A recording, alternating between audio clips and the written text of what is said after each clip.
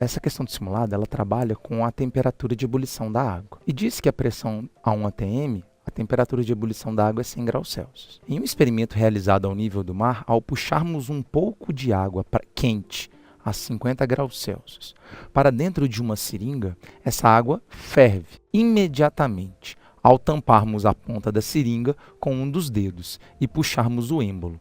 Então a ideia que está mostrada na figura é: foi sugado um pouco de água quente a 50 graus Celsius para dentro da seringa.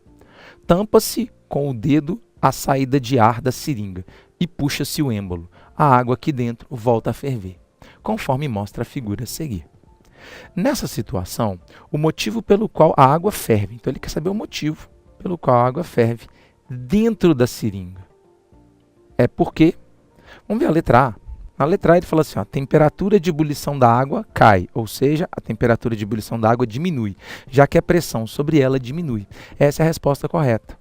Então a letra A está trabalhando com a ideia de que a temperatura de ebulição de um material depende da pressão exercida sobre esse material.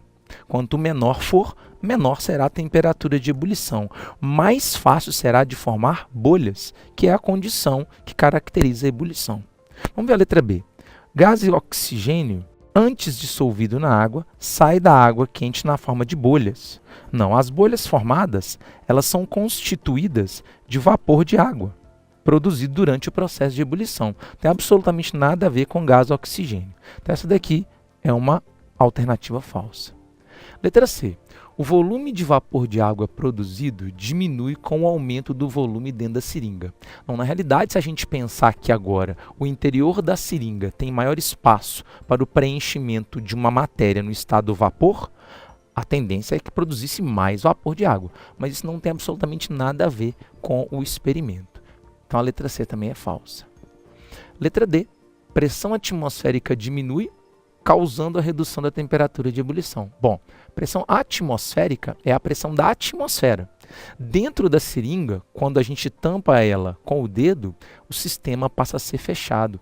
E nós não temos pressão atmosférica aqui. É a pressão interna que está sendo reduzida com a elevação do êmbolo.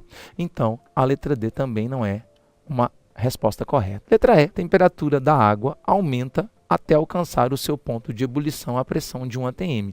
Falso, já que, pelo que foi descrito e pelo desenho, não há nenhuma fonte de aquecimento da água dentro da seringa. Nós estamos variando apenas a pressão sobre a água dentro da seringa. Então, portanto, a resposta para essa questão é a alternativa A.